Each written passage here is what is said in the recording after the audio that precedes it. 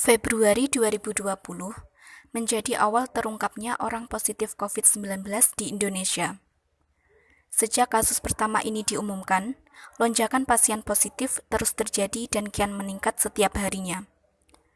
Pandemi COVID-19 bukan hanya menimbulkan masalah kesehatan saja, namun lebih luas dan rumit daripada itu, pandemi ini telah merubah tatanan kehidupan manusia, mulai dari segi sosial, pendidikan, budaya, ekonomi, hingga politik.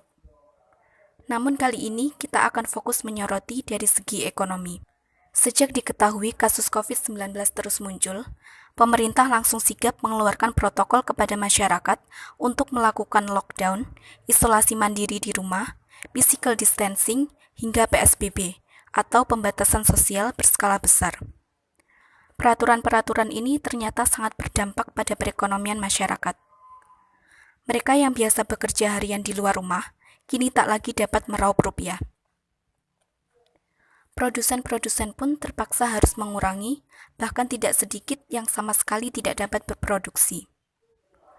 Koperasi, UKM, serta UMKM merupakan usaha perekonomian yang kini sedang lesu akibat COVID-19. Banyak koperasi dan UMKM mengeluhkan omsetnya yang menurun drastis, sehingga menghambat perkembangan koperasi dan UMKM tersebut.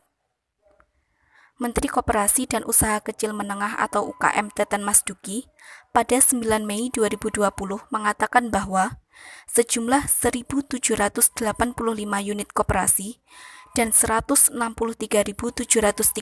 pelaku usaha mikro kecil menengah terdampak COVID-19.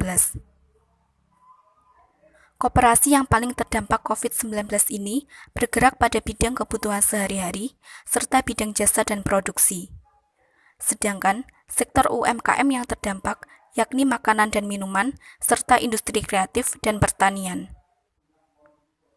Mari kita bahas lebih lanjut bagaimana dampak COVID-19 terhadap koperasi dan UMKM di Indonesia. Koperasi.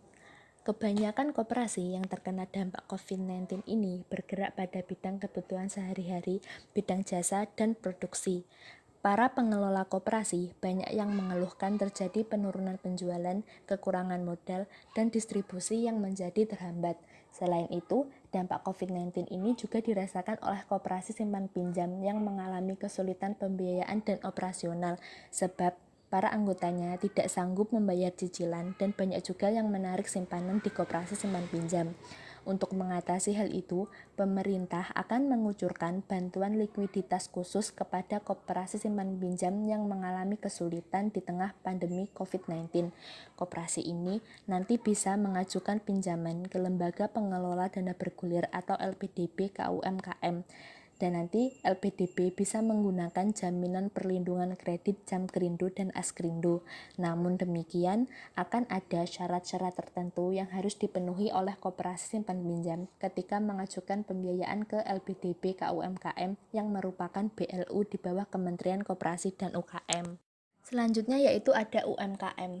Staf khusus Menteri Koperasi dan UKM bidang pemberdayaan ekonomi kreatif, Vicky Satari mengatakan, secara umum 56% pelaku UMKM bermasalah dengan penjualan yang menurun, 22% dari sisi permodalan, 15% dari distribusi yang terhambat, kemudian 4%-nya dari kesulitan bahan baku dan lainnya masih minor.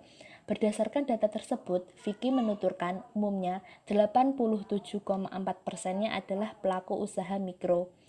Sektor UMKM yang paling terdampak yakni di bidang makanan dan minuman, industri kreatif, dan pertanian. Salah satu contohnya kita ambil dari UMKM di Kabupaten Blitar. Setidaknya ada 23 UMKM yang tersebar di seluruh wilayah di Kabupaten Blitar saat ini beralih memproduksi masker kain.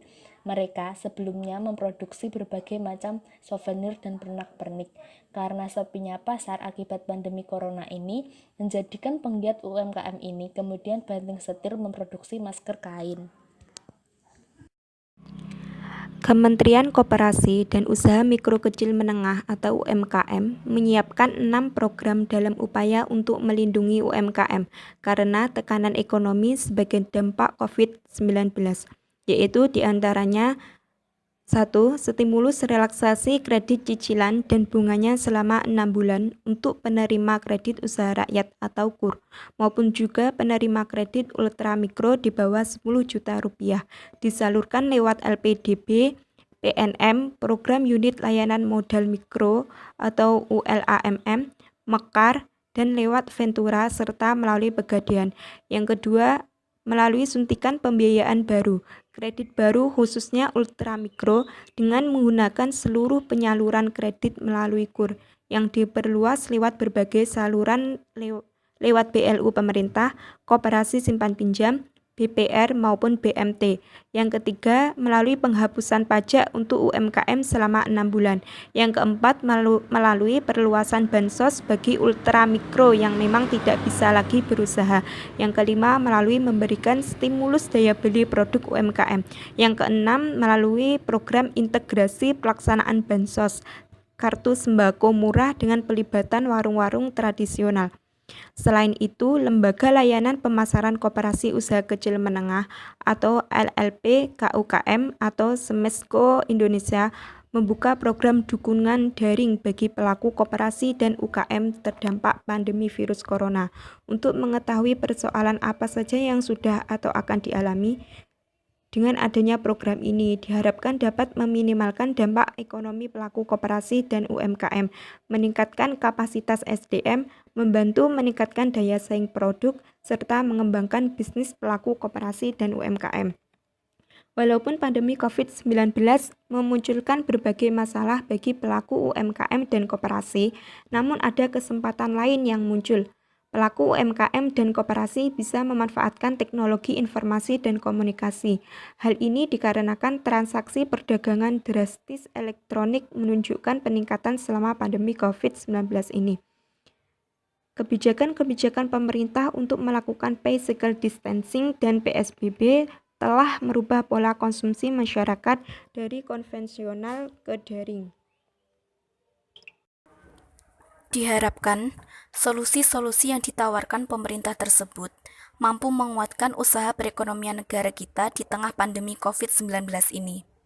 Dengan kerjasama yang baik dan solid antara pemerintah dan masyarakat, khususnya pelaku usaha perekonomian, maka keadaan ekonomi akan cepat membaik.